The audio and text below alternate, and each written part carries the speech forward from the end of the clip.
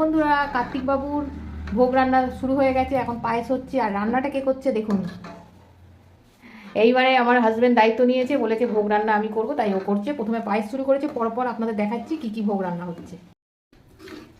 এখন সুজি রান্না হচ্ছে, এরপরে আলুর দম হবে, 5 রকম ভাজা হবে, লুচি হবে।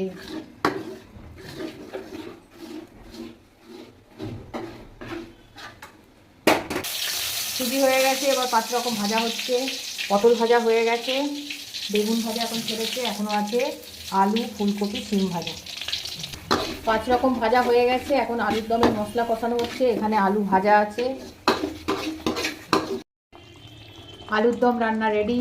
এরপরে হবে লুচি।